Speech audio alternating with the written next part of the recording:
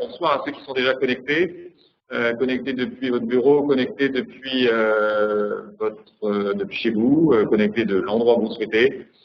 Bienvenue à tous à ce tout premier webinaire Optimus en ce tout début 2016. Je suis moi-même Alexandre Martini, directeur général adjoint de l'agence Optimus. Je suis ravi d'animer ce webinaire dans un format que, ensemble, on va aussi explorer. Au cours duquel 3 intervenants vont partager leur vision de demain, telle qu'on a un petit peu discuté avec eux. Merci à tous, vous qui êtes inscrits, de partager notre curiosité, notre envie aussi de réfléchir ensemble. Et avant de passer la parole à notre premier intervenant, donc André, c'est important, sachez que vous pouvez envoyer des questions, si vous le souhaitez, pendant l'intervention de chacun des intervenants. Vous avez une fonction de chat qui est la petite bulle en bas à droite, ou dans l'élément de contrôle qui est en haut si vous êtes en plein écran, qui s'appelle le chat. Et nous nous engageons à envoyer des questions. La fonction la plus simple, c'est de faire un send to host. Host étant l'administrateur de ce webinaire qui va pouvoir ainsi récupérer les questions et nous en sélectionnerons 2-3 à la fin de chaque intervention afin de pouvoir avoir ce temps d'échange après l'intervention elle-même.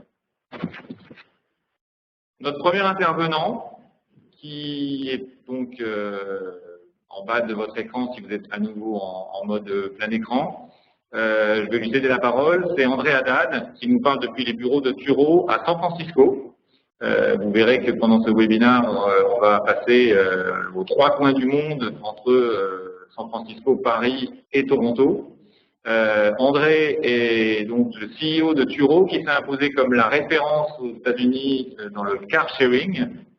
Et justement, c'est là-dessus, en parlant de sharing, André va partager sa vision du potentiel de la sharing economy, l'économie participative, fort de sa longue expérience désormais, en particulier chez eBay, et puis au contact de toutes les initiatives de la Silicon Valley qui nous paraissent qui sont si ensoleillés depuis chez nous. Ici, c'est la nuit. Là-bas, chez toi, André, il est 9 h du matin.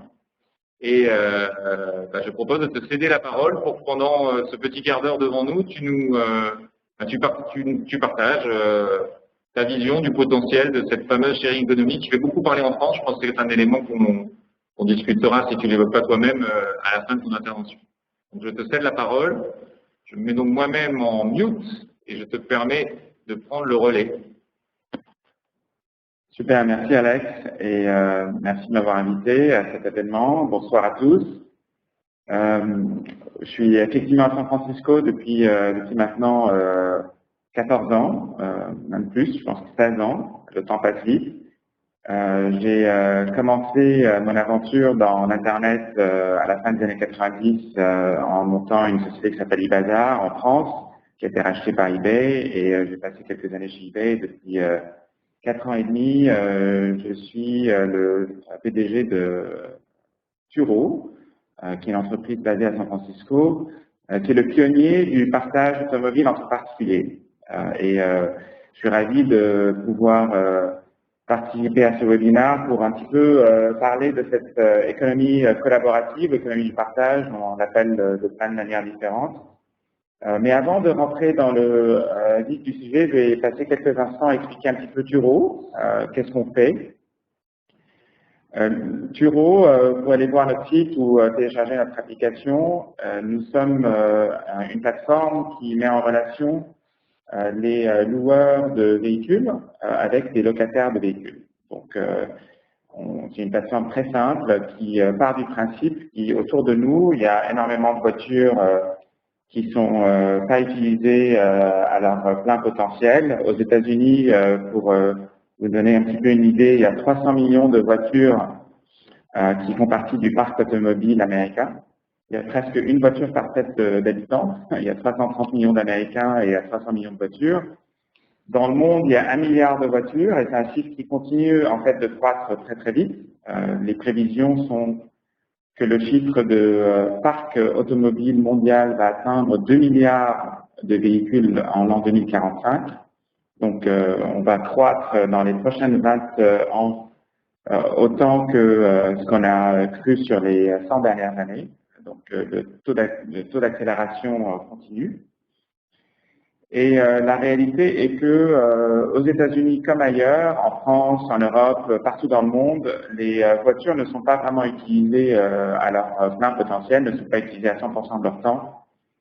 Et les études sur le marché américain ont tendance à préciser que le taux d'utilisation d'un véhicule au cours de son cycle de vie est aux alentours de 12%. Donc, imaginez-vous un petit peu le gâchis que ça représente d'avoir toutes ces voitures qui sont utilisées à un faible, finalement, pourcentage de leur temps.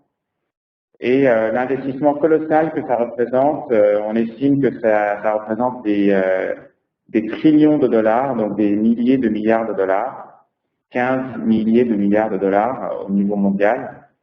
Et c'est des investissements aujourd'hui qui finalement sont très très peu attractifs pour les propriétaires de voitures, puisque la voiture se déprécie avec le temps, il y a des frais fixes associés à la voiture, que ce soit l'assurance, le parking, les impôts, la maintenance, etc., l'entretien.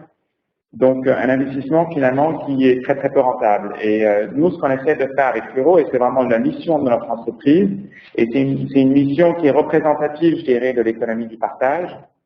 Notre mission, c'est d'essayer d'améliorer l'utilisation de ce parc de 1 milliard de véhicules au niveau mondial. Et, le faisant, réinventer l'expérience de location de voitures et d'apporter vraiment une façon très nouvelle pour pouvoir permettre aux gens d'accéder aux véhicules, le véhicule de leurs voisins, de quelqu'un qui met sa voiture en location dans une autre ville, dans un aéroport. Et aujourd'hui, nous avons créé une plateforme qui est un petit peu comme eBay à l'époque, comme eBazaar à l'époque, où on met en relation des particuliers.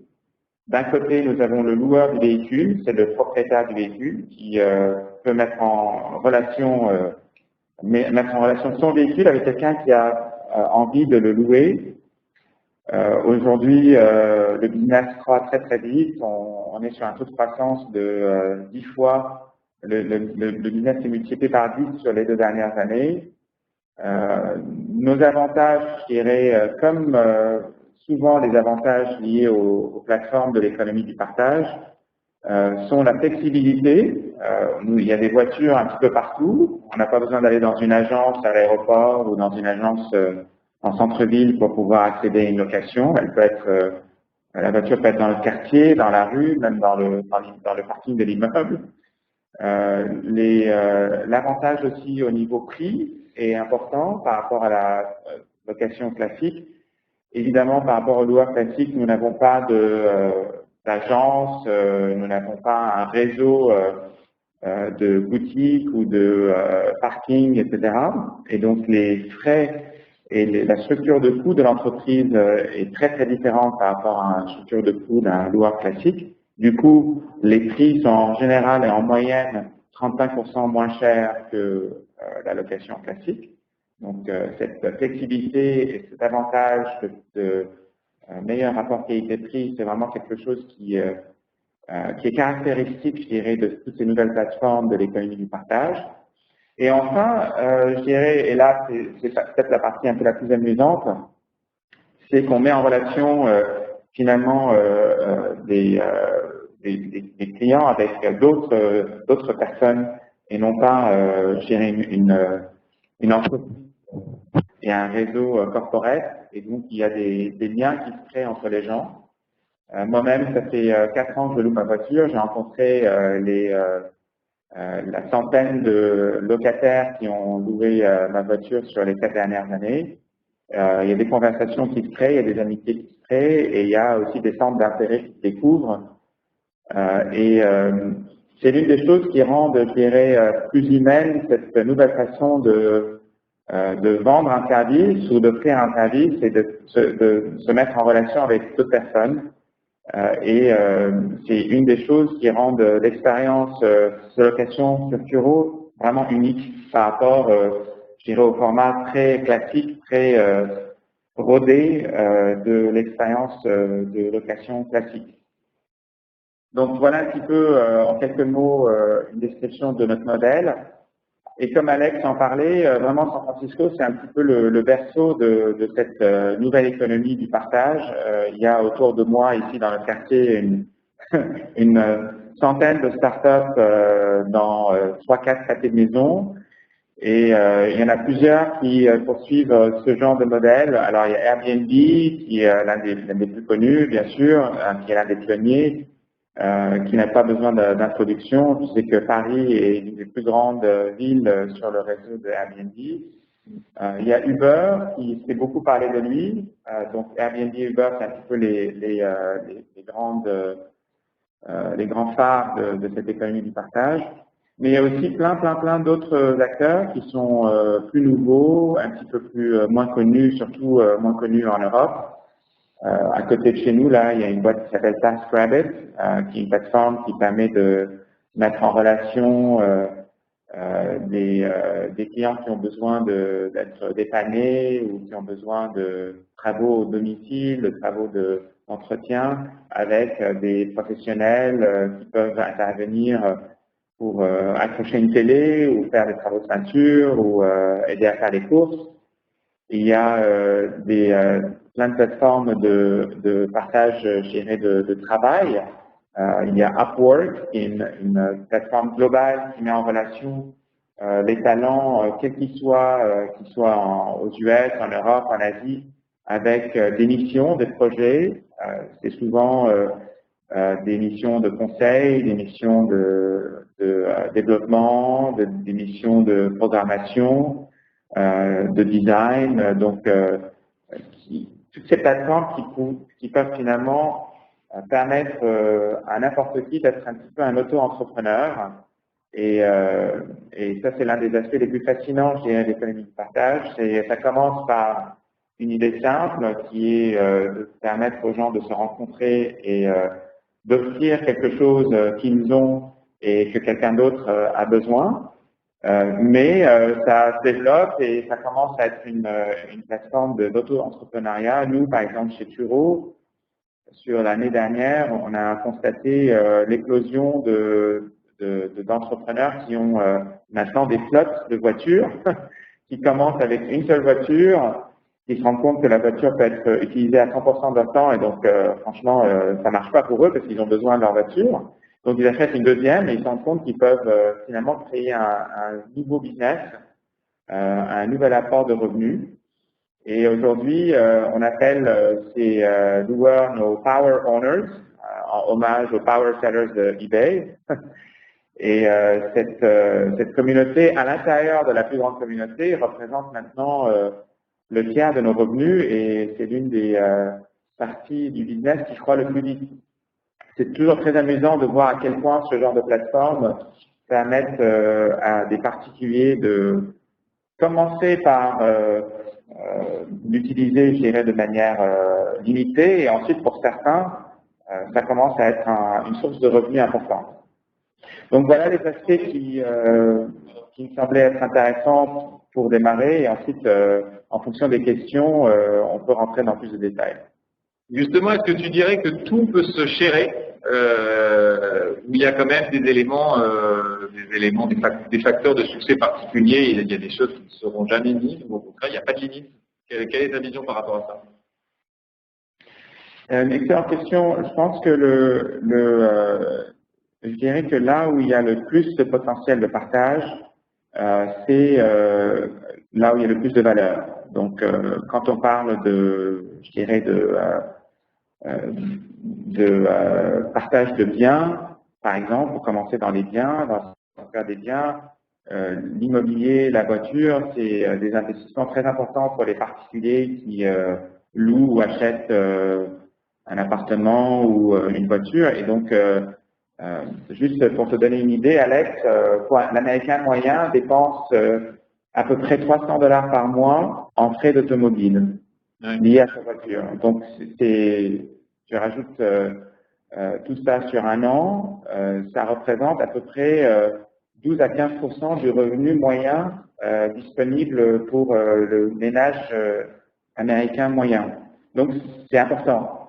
Et aujourd'hui, sur Turo, par exemple, l'année dernière, on a permis aux loueurs en moyenne de gagner, juste pour te donner une idée, à peu près 520 $ par mois en louant sa voiture.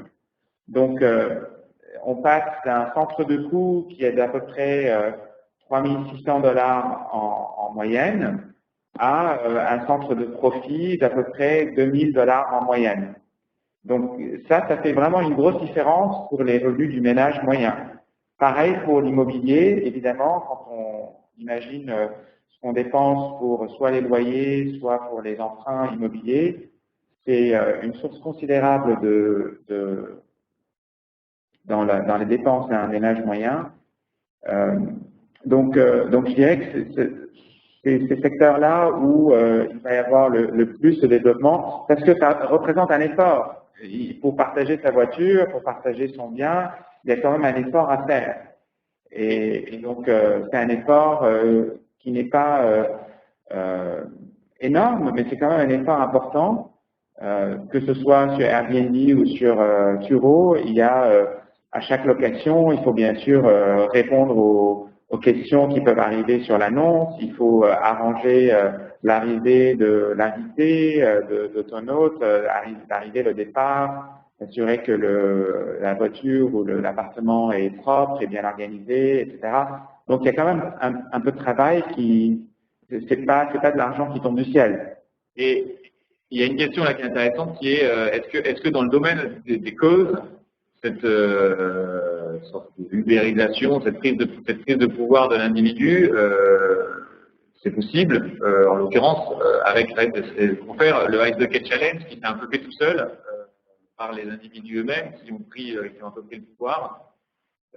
Cette transposition du collaboratif en fait qui pose question, en l'occurrence aussi à des agences comme la nôtre, parce qu'en l'occurrence et aux organisations elles-mêmes, il y a effectivement une transposition qui est en train de se faire. Je ne sais pas comment tu vois les choses par rapport à cette. Et Mike nous en parlera plus longuement, en l'occurrence, à la fin de cette intervention, puisqu'il y a des éléments de crowd, en fait, qui vont être forcément pris en compte. Je crois que c'est un excellent parallèle parce que il y a évidemment l'économie de partage, de collaboratif dont Turo et les autres que j'ai mentionnés font partie. Mais ce phénomène de l'Internet qui permet de la création de plateformes qui permettent à des particuliers de soit publier, par exemple, dans les médias, dans les blogs, de chercher directement des opportunités business, de l'emploi avec des réseaux comme LinkedIn, etc.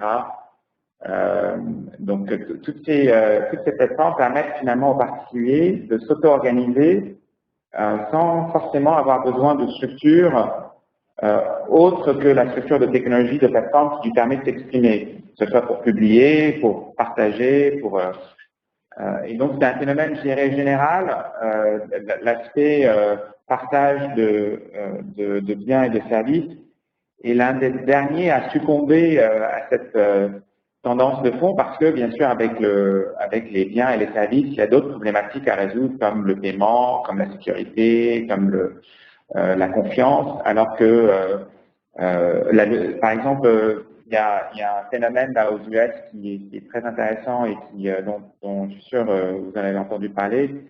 C'est une plateforme de levée de fonds pour les startups même. Alors bien sûr, il y a des phénomènes de crowdsourcing comme Indiegogo ou d'autres plateformes qui sont devenues très importantes, mais aussi pour les startups et les entrepreneurs, il y a une plateforme qui s'appelle Angel.co, qui est en train de permettre à des entrepreneurs de lever des fonds auprès d'investisseurs des angels sans passer par la structure traditionnelle du capital risque. Donc c'est un phénomène qui touche finalement tous les secteurs de l'économie. Et pour conclure, parce que c'est passionnant et on pourrait rester, mais on va parler que de ça parce qu'il y a deux autres interventions. Forcément, d'un point de vue français, avec pas plus tard qu'il y a quelques jours, des taxis qui mettaient le feu à des pneus sur l'autoroute, les hôtels parisiens qui disent Airbnb nous pique notre business, les loueurs contre Drivey en France, qui a un mini Turo, la SNCF contre Blablacar.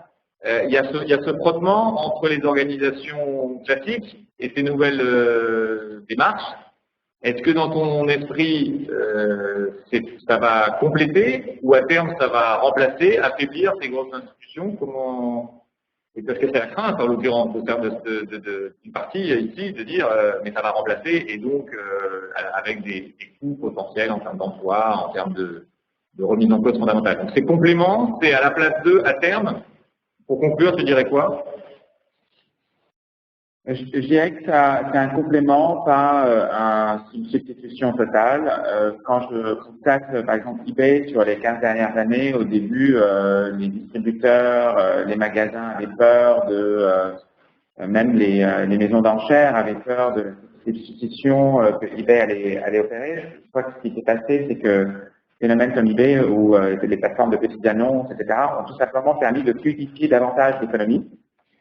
Et ils ne correspondent pas aux besoins de tout le monde. Hein. Il y a des gens qui, par exemple, dans mon métier, il y a des gens qui vont toujours chercher l'aspect très pratique de la location classique parce qu'il y a des avantages que notre modèle, nous, ne peut pas offrir. Par exemple, la disponibilité immédiate et quasi permanente d'une voiture dans n'importe quelle agence à n'importe quel moment. Ça, c'est quelque chose que nous, on ne peut pas, par exemple, offrir.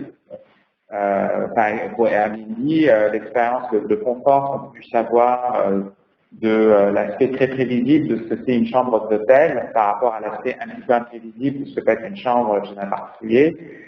Il y a des gens qui peuvent accepter et adorer ce genre de variation, et il y en a d'autres qui ne vont pas du tout aimer.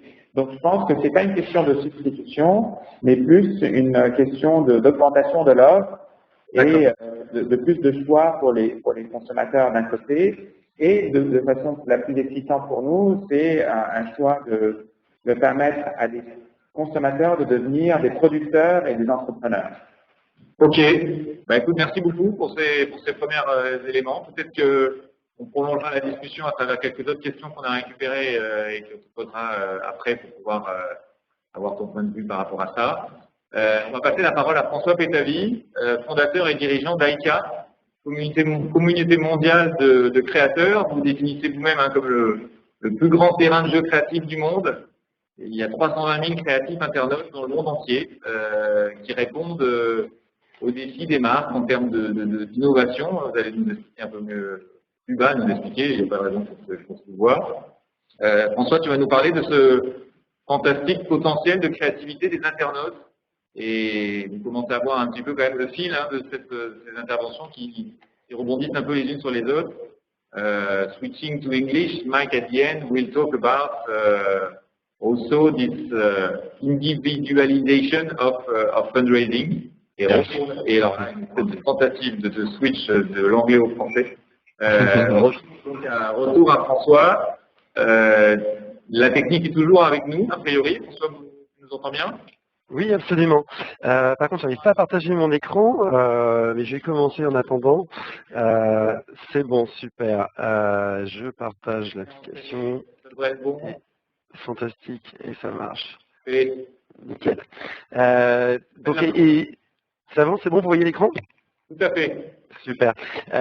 Donc effectivement, pour rebondir sur ce qu'a montré André, moi je vais parler de la créativité des internautes et d'un concept qui est assez intéressant aujourd'hui dans ce monde-là, qui est autour de ce qu'on appelle le crowdsourcing, qui est un moyen de libérer les énergies créatives des gens, et on va voir d'aller dans un monde où c'est bon, tout le monde peut contribuer à l'augmentation de la connaissance et à l'innovation. Alors, et dans le domaine, enfin, ce qu'a amené Internet, c'est finalement une démocratisation de la créativité qui jusqu'à présent était quand même plutôt l'apanage des experts. Hein. C'est Henry Ford qui était célèbre pour dire bon, si on demandait aux gens ce qu'ils voulaient, ils n'auraient pas trop d'idées, ils m'auraient demandé des chevaux plus rapides.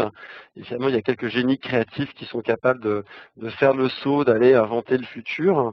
Et ce qu'on voit, c'est qu'aujourd'hui, ce paradigme ou cette façon de penser est en train de changer, est battu en brèche.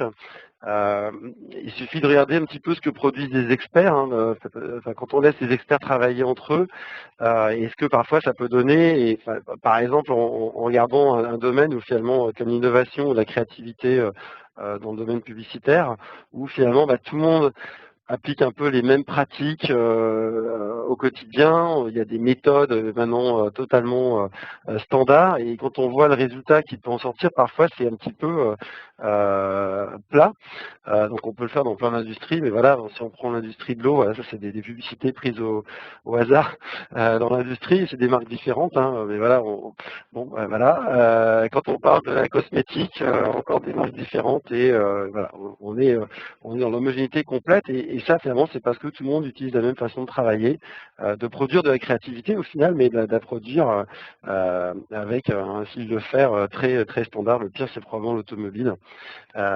Donc en fait, ce qu'on voit aujourd'hui, c'est que un moyen et une ressource pour sortir de ce paradigme, c'est de réouvrir la créativité, et ce que peuvent apporter les internautes, on va le voir, c'est la fraîcheur et l'inexpérience.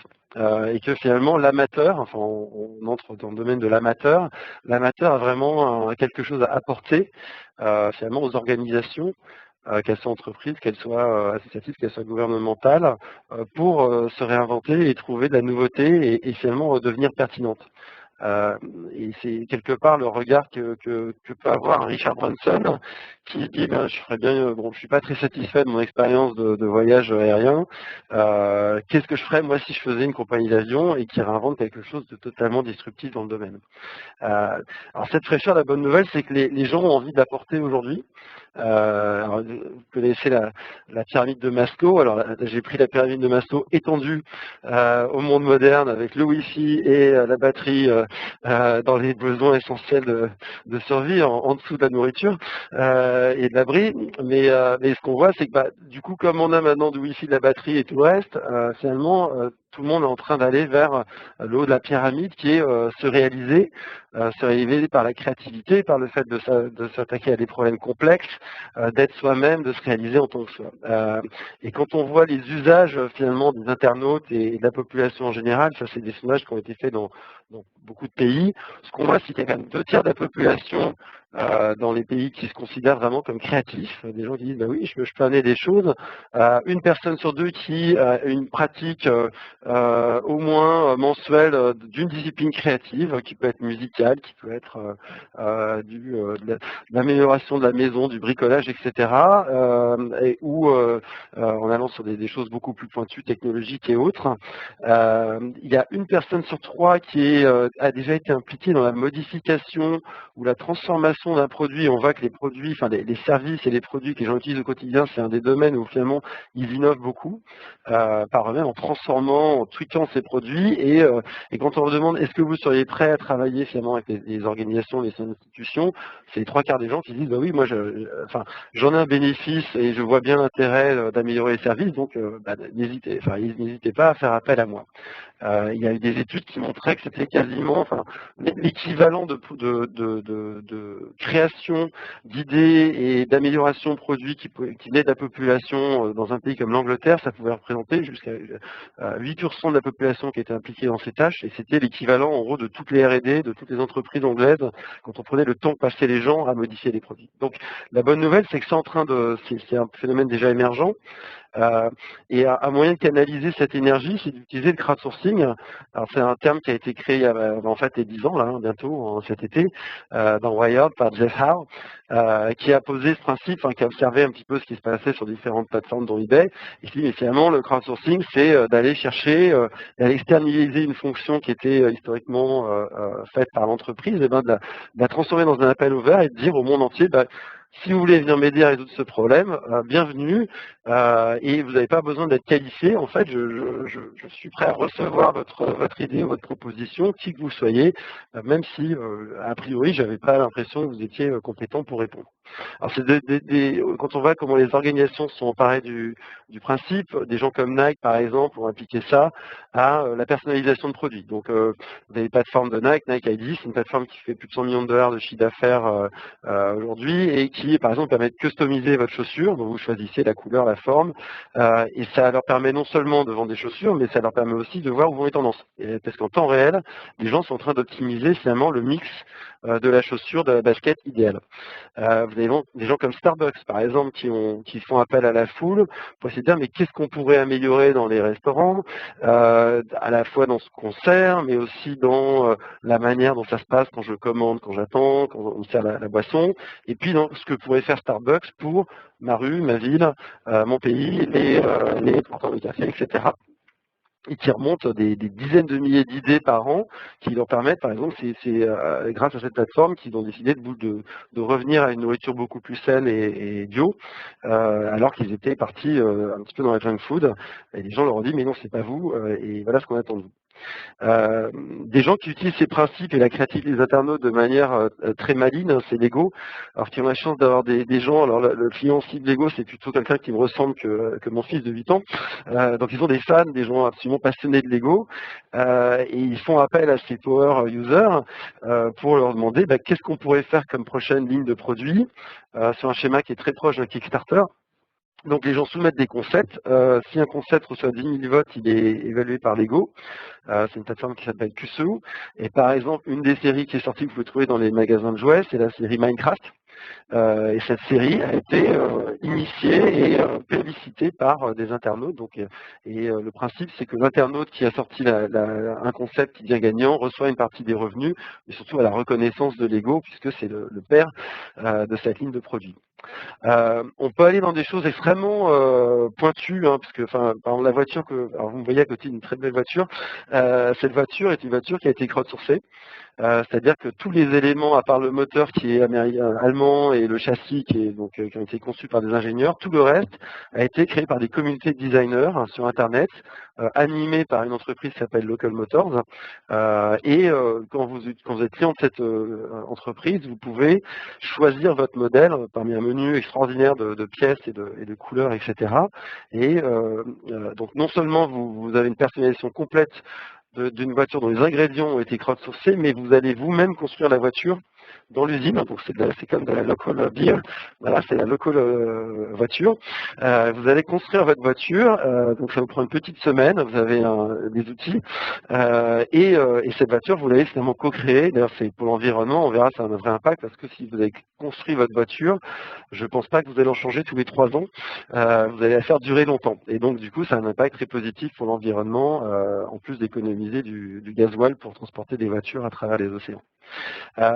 Et enfin, pour terminer avec des exemples, ça c'est un exemple vraiment consacré de crash de Super Bowl de Pepsi qu'il a fait pendant 10 ans, et qui d'ailleurs arrête cette année, qui était de dire tout le monde peut envoyer sa pub, si votre idée de pub est super et votée par les internautes, votre pub va passer au Super Bowl dans le créneau principal et vous gagnez $1 million.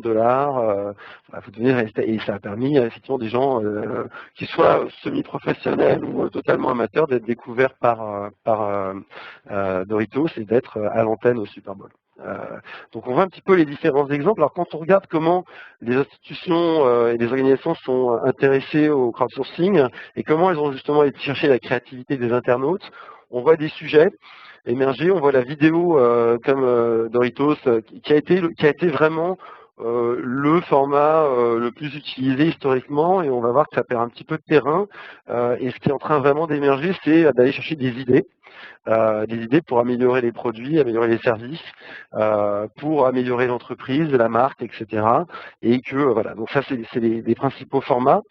Ce qu'on voit aussi, c'est que les grandes marques, si on prend juste comme proxy, par exemple, le classement Interbrand, les 100 plus grandes marques, maintenant quasiment toutes les entreprises l'ont fait.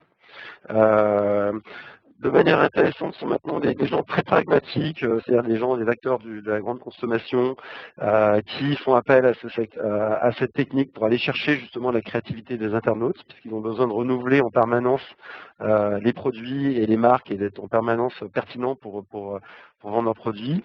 Donc surtout sur des idées, et que finalement les internautes aussi, cette captation de la créativité, elle se fait de plus en plus sur des plateformes dédiées, et on parlera de la plateforme Aika, par rapport à se faire sur des plateformes ouvertes ou généralistes comme Twitter ou Facebook, où finalement on voit que les gens sont plutôt dans la réaction et la participation, mais moins dans la contribution. Donc voilà, donc il y a vraiment une gradation entre un univers plutôt à la Wikipédia où on va dans des choses pointues, et Facebook et les réseaux sociaux, on est plutôt dans l'échange et la socialisation et la réaction. Donc ces plateformes, et pour introduire, pour montrer aussi des exemples plus concrets, je vais vous parler d'Aika, qui est une communauté de créatifs ou de créateurs. On ne les appelle pas des créatifs parce que ce ne sont pas des gens qui viennent d'agences. Et c'est une communauté de gens, vous allez trouver des dentistes créatifs, vous allez trouver des aspirants créatifs en école de publicité, ou des gens qui ont fait des carrières dans le domaine et qui ont envie de se faire plaisir. Et la manière dont on interagit avec eux, la mécanique qui leur permet d'être créatifs, c'est qu'on va poser des briefs sur une plateforme où ils sont inscrits, et les briefs sollicitent des idées qui peuvent être visuelles, qui peuvent être des concepts produits, et c'est un concours. Donc il y a quelques prix à gagner, il y a 3 gagnants qui vont se partager quelques milliers d'euros, et les gens vont envoyer des dizaines, voire des centaines de concepts créatifs. Ils le font de manière finalement à réaliser. Ce qui les intéresse, c'est de réaliser leur potentiel créatif. Donc ils se font plaisir. Il y a un vrai plaisir intrinsèque à se mesurer à un challenge, un vrai challenge d'entreprise ou d'organisation. Et en même temps, c'est quelque part un moyen d'avoir du feedback, parce que quelque part, on va les évaluer, on va leur dire c'était bien, mais c'était pas la meilleure idée. Voilà comment vous avez fait la meilleure idée. Donc il y a une façon de se mesurer finalement à la foule, à soi-même, et face à des vraies questions.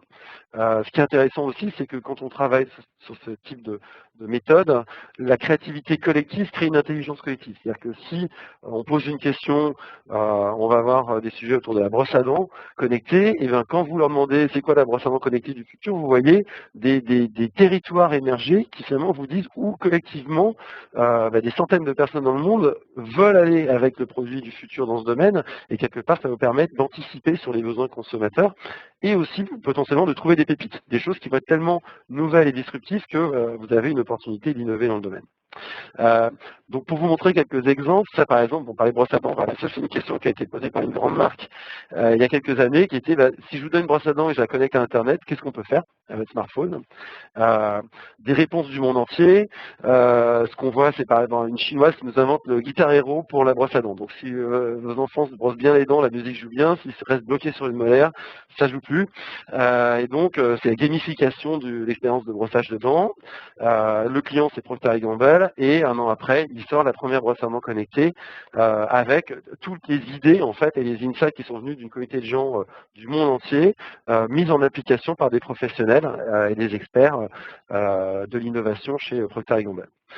Pareil sur une marque comme Hyundai qui se dit comment est-ce que je peux parler de l'expérience on parlait de Virgin Atlantic, comment je peux parler de l'expérience de transport de demain et d'une expérience qui finalement vous inspire, pose la question à la communauté AICA, et parmi une centaine de réponses, un Italien nous dit moi finalement l'expérience, je la vis pas en regardant ma voiture comme toutes les pubs qu'on a vues, je la vis de l'intérieur, et donc finalement c'est une expérience augmentée, et voilà comment je l'exprime visuellement. Et la marque voit ça et dit mais c'est incroyable, il y a vraiment un retournement complet de la manière dont on parle de nous, et on fait une campagne globale que vous avez pu voir dans les magazines avec donc c'est la même idée mais retravaillée et finalisée par des professionnels, donc des notes de musique, la glace augmentée, etc. Donc ce qu'on voit, c'est que l'intérêt d'aller chercher justement cette créativité qui est là, qui ne demande qu'une chose, c'est à s'exprimer, c'est on va avoir une énorme fraîcheur qui va émerger, ça va être extrêmement rapide, parce qu'on travaille, on est maintenant sur des formats où même en un week-end, on arrive à remonter des concepts extrêmement puissants, et l'efficacité, elle vient que finalement, ces organisations, elles voient le futur beaucoup plus vite, et donc elles peuvent aller beaucoup plus rapidement avec des concepts pertinents, plus vite que leurs compétiteurs, et finalement préempter les marchés. Ce qu'on voit, c'est qu'au-delà de l'intérêt économique qu'elles ont d'être plus pertinentes, il y a un changement de paradigme qui est de dire on va plus faire pour les gens, ce qui était un peu l'approche marketing traditionnelle, mais on va faire avec les gens. Et ça se joue non seulement avec les internautes et les publics en disant je vous invite à me donner vos avis, vos idées, je vous fais participer, je vous reconnais en tant que justement contributeur et créatif, et vous m'aidez à faire mieux le job pour vous. Du coup, en faisant ça, moi, en tant qu'organisation, je suis plus authentique. J'ouvre la porte à être plus pertinente et j'ouvre aussi la porte à des idées qui vont me permettre d'être plus responsable dans le futur. Et pour les collaborateurs de l'organisation, ceux qui sont dedans ou qui sont prêts, c'est aussi un moyen finalement de contribuer, de voir aussi ce reflet extérieur et de voir l'utilité sociale qu'ils peuvent avoir dans ce qu'ils font au quotidien. Et c'est un vrai levier d'engagement, c'est ce qu'on constate.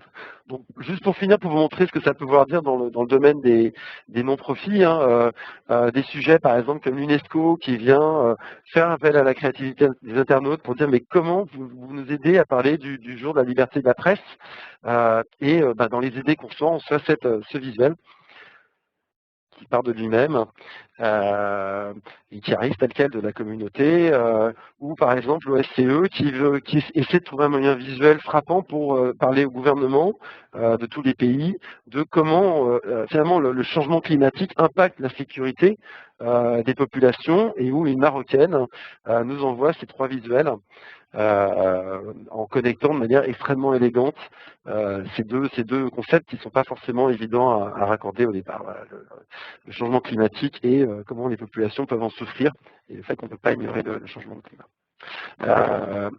Juste pour terminer, en fait, quelque part, et ma conclusion, c'est vraiment, aujourd'hui, il y a un potentiel créatif qui est gigantesque, qui est disponible, qui est là, qui n'attend qu'une chose, c'est qu'on aille le mobiliser. Avec ce potentiel, on peut vraiment transformer la société et réinventer notre société. Donc finalement, il n'y a qu'à aller les voir, et quand on vient les voir, on est vraiment très bien récompensé. Ok, merci. Merci déjà de nous permettre aussi à tous, ceux qui ont participé aussi, à exprimer leur créativité. On va prendre juste une question qu'on a notée.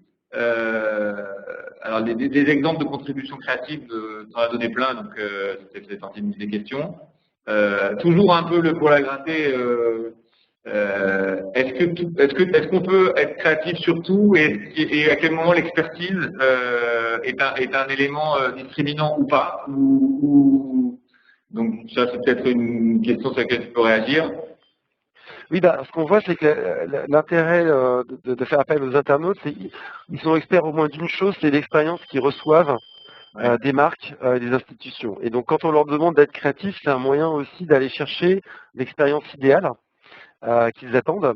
Et donc leur expertise, on voit par exemple, c'est pas de créer la publicité finale, ça c'est un métier d'agence, c'est un métier de professionnel, mais leur métier c'est d'aller inspirer et justement de nous dire, voilà, des nouveaux angles d'approche finalement du problème pour permettre aux professionnels d'être plus pertinents. Donc on est vraiment dans la co-création et faire avec, c'est pas un substitut par rapport à la question qu'a eu André tout à l'heure, on n'est pas dans un substitut et c'est pas les internautes qui vont faire les marques demain, au contraire les marques doivent incarner ce qu'elles sont et avoir des convictions fortes sur ce qu'elles sont, mais elles peuvent après co-construire avec les internautes pour être encore plus pertinentes tout en restant elles-mêmes. D'accord, ok. Écoute, merci beaucoup. Merci d'avoir partagé ces éléments-là.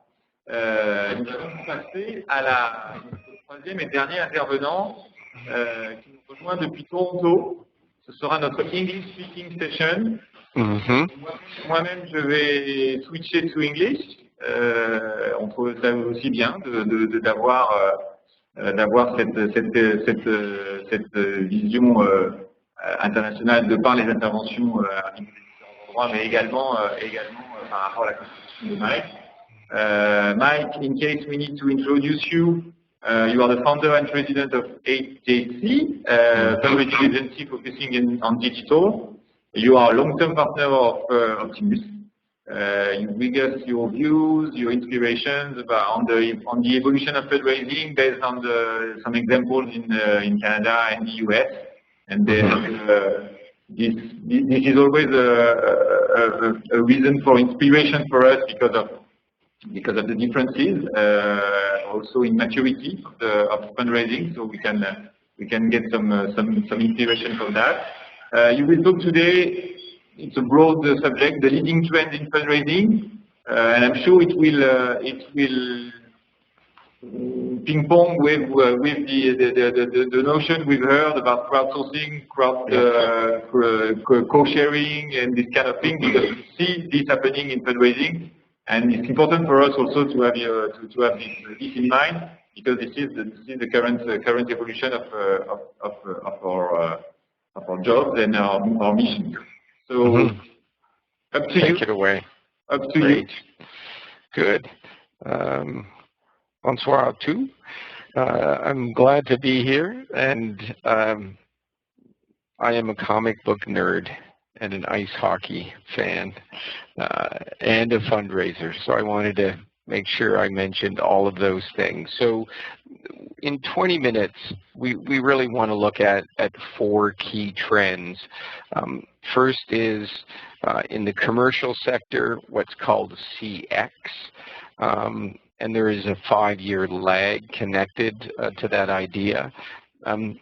DIY in English, or do-it-yourself fundraising, and I think that's connected to the crowdfunding and sharing economy examples in conversation already.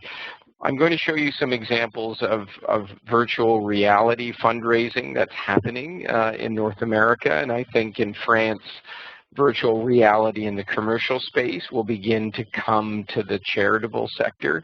And last, a reminder about data. And I think for Optimus, they have always understood data, but it's an important connection and trend.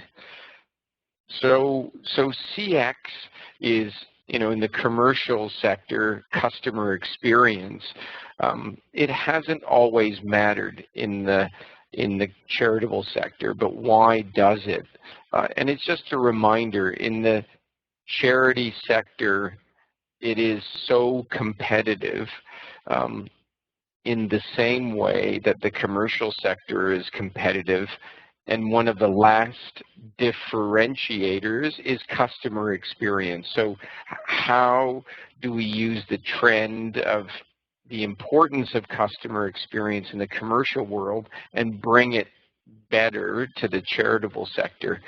And so this idea of CX and the business rules of having a better customer experience is being mastered and perfected in the commercial sector. How do we get it to the charitable sector faster?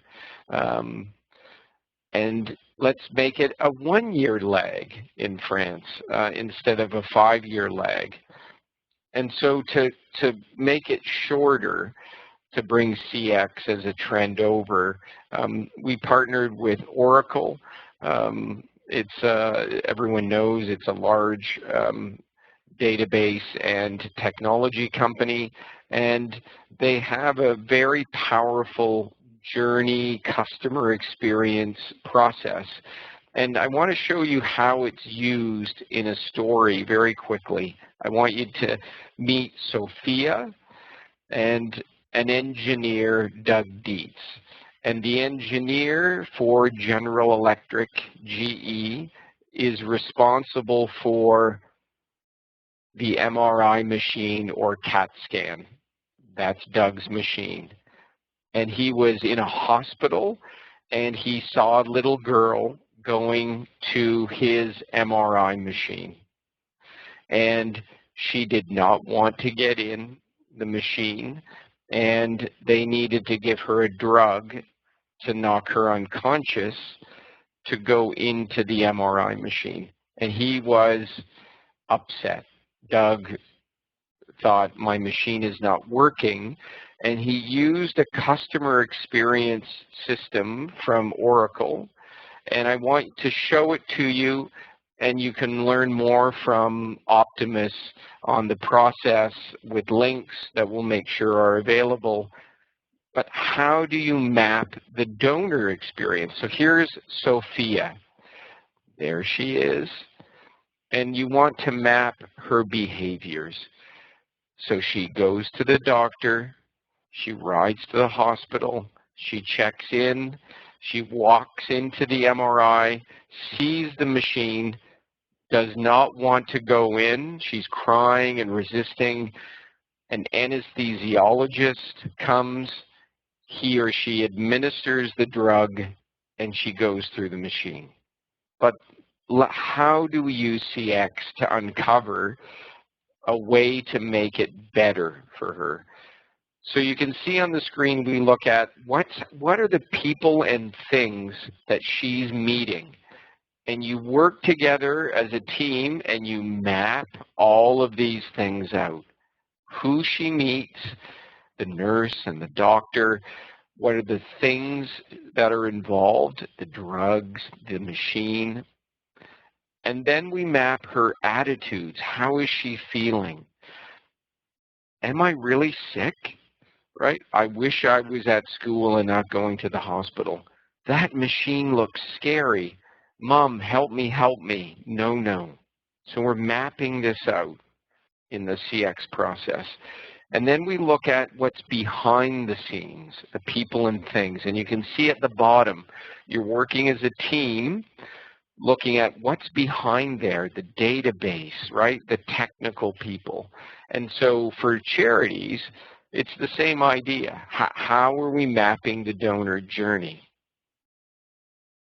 And then we find what's called the moment that matters. And you can see that working as a team, will it hurt me, is the moment that matters to the people mapping Sophia's journey. And then we draw a line down, and that line is to be investigated more, to have a different outcome. And so we look at the business impact. More imaging time, more staff, more drug costs, side effects for the child. So Doug went and he worked with children, and he wanted to find things that made children feel safe. And he came up with the children the idea of going camping in the wilderness. And so GE worked with the hospital, and this is what MRI machines look like for children around the world. And GE actually has a business unit that creates different experiences for the children. So the CX process is a trend, right? We want to change attitudes, right? To change behaviors, right?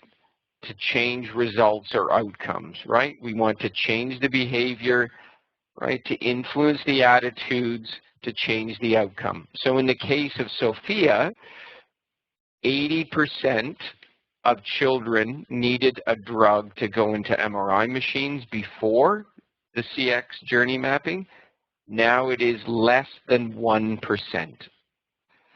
So how do we use this trend in the charitable sector and make a difference? So here's an example. This is a hospital foundation, and you can see on the screen, look, you can see doctors and nurses working with fundraising staff to map out a patient or a patient's family from person experiencing the hospital to becoming a donor. So we want to take this trend of CX and journey mapping, and we want to bring it over to fundraising and the charitable sector. And great ideas come out of it.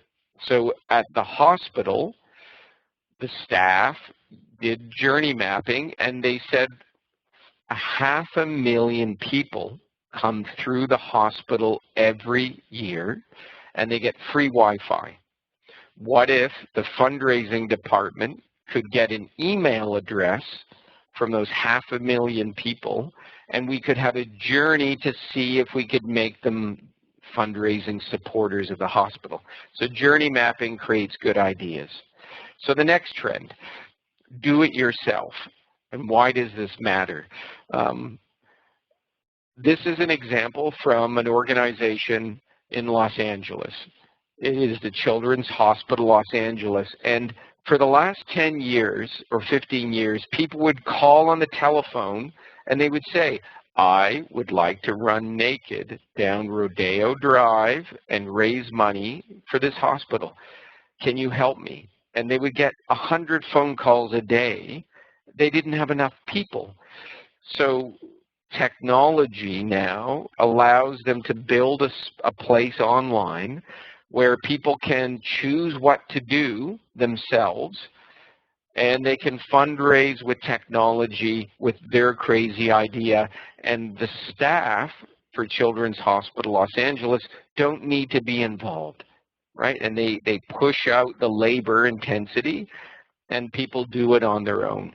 And so to connect back to, you know, the sharing economy, the do-it-yourself economy, fueled by technology, this is a good example in the fundraising world.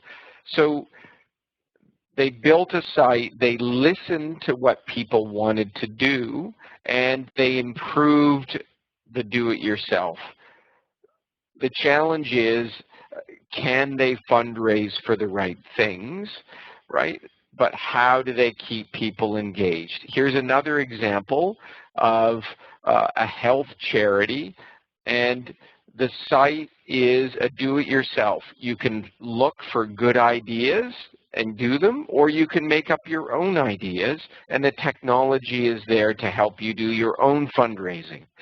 Because in fundraising terms, old fundraising was kind of the Soviet Union kind of central command and control. We will tell you how to fundraise, and the consumer wants to do their own thing. And I think that's an important trend. Here's it shows when you give people a chance to do their own fundraising, they raise more money than if you, right, give them the idea and they do it. DIY raises more money and more participation.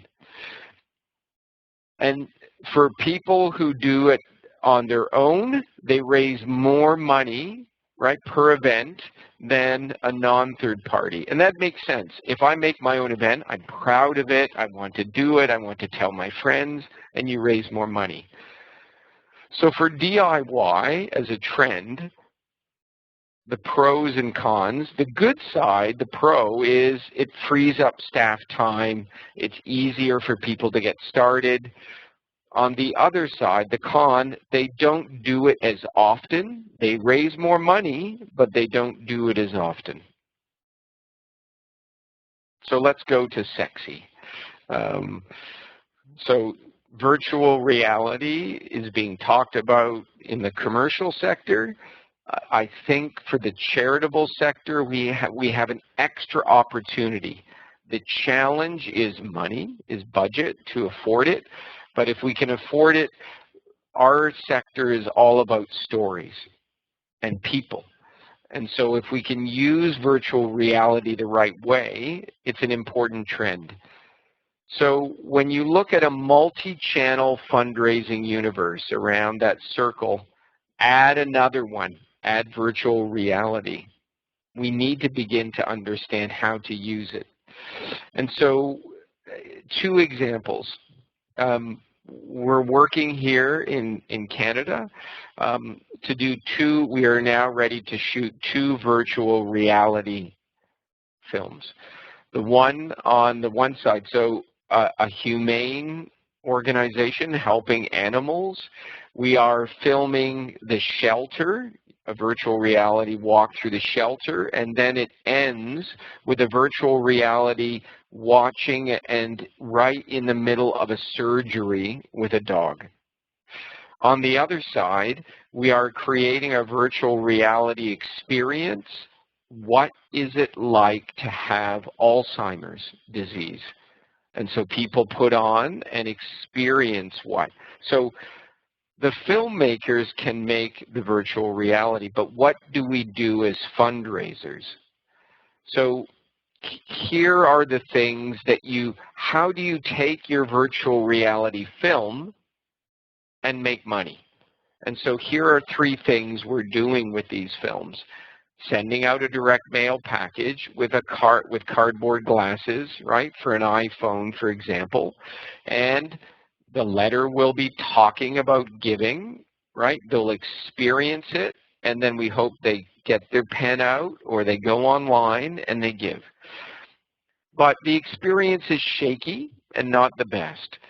So if For example, Optimus is working with an organization that is asking for 100,000 euros, and you go to someone's house or their office. You may take an Oculus Rift, right, higher quality, right? You talk about a $100,000 gift, and then you ask them to experience the thing that they will build and fund. The last is an event, right, with 500 people in a theater. They watch the film. You ask for money, right, but they're doing it together collectively. So these are the things we need to test and market for virtual reality, and they're exciting. And the great thing in my market in North America is that leading charities are beginning to pay for and experiment with virtual reality and fundraising. And I think it's important because every donor is a consumer, and consumers are beginning to have virtual reality experiences in their commercial lives, consumer lives, and we need to begin to give them experiences in the charitable side. We can't have that 5-year lag, right? We have to make it a 1-year lag or 3-month lag. I wanted to end on smart data.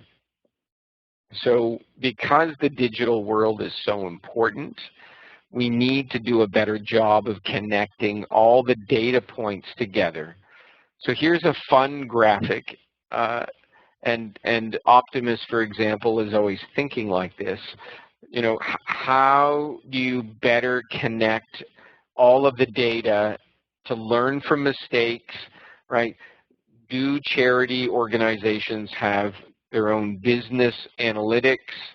How much do you rely on third-party benchmarking to understand how you're doing? So we've looked at CX and bringing it as a trend, right? We've looked at DIY and empowering fundraisers more, right? We've looked at virtual reality, but a very fundamental piece is still smart data and how do we work better with data. So I'll end there. Some quick trends in the fundraising world that are connected to the commercial world and are connected back to the conversations we've been listening to for the last hour. Thank you. Definitely. Thank you, Mike. Thanks to you. Lots of change, lots of exciting perspectives. We have two, because we don't want to stay too long with everybody. How do you see the donor of tomorrow? Will it change in terms of man, woman, young, old, using the techniques you've just or not? What would you say about that? Yeah, that's important. There's no doubt there's a kind of a changing of the guard. So, middle-aged and younger donors are becoming more important. There's no doubt. And so I think it's up to us to bridge the gap. So I was born a direct mail fundraiser. I know that older donors are very comfortable in a traditional world, but I think we now need to begin more testing and piloting of techniques that speak to the next generation of giving, really, for the 30-year-olds and the 40-year-olds who will become the core of support. And I think that generation cares more about the digital world. It cares more about doing things their own way. And I think we need to meet that need.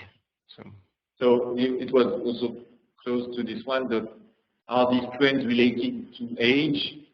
In a way, you say yes, that like we won't change everybody and make them switch from, as you say, direct mailing to virtual reality. Some of them maybe will, but yep. There is an evolution of age at the same time of an evolution of the way we do involve people, right? That's right. I mean, there's a journey in life that doesn't change, right? So we always have to understand, the journeys are somewhat similar around, graduating from school, having children, right?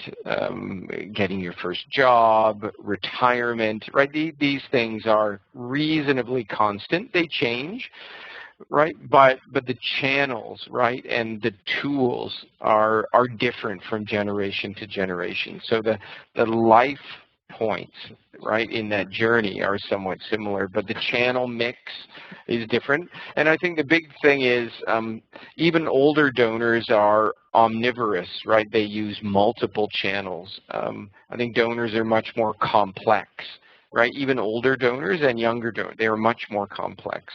Yeah. Okay. And as a kind of conclusion, and it's going to be difficult, but in 3 words or in 3, what would you recommend to French charities and French fundraisers as a whole? To go to regarding especially digital, because that's where we have all to evolve. What is the key? Like you say, testing is one, I guess. Be brave, right? Be courageous. Plan for the future. Yeah. Right. But do it smartly, right? Through testing and piloting. But you need to be brave. I've working with Optimus, the market in France is, I would say, conservative, right? So it's time for people to break out, right? Be a leader and find the courage to be careful, right? But to be courageous. Careful and courageous. There we go. 2 C's. Careful and courageous. Thank you very much, Mike. Okay. Merci. Au revoir. Merci une nouvelle fois à tous, intervenants, speakers, participants, pour avoir permis que ce webinaire existe. C'est une première. Réfléchir sur nos métiers, nous inspirer, révéler les potentiels, ce qui nous porte chez Optimus, qui nous portera en 2016. Donc il y aura d'autres tentatives de ce genre, d'autres expériences, parce qu'on a besoin de se nourrir les uns les autres des expériences. Et donc à très bientôt pour ceux qui sont encore en ligne, pour continuer à échanger et à innover ensemble. Et donc merci à tous. Au revoir.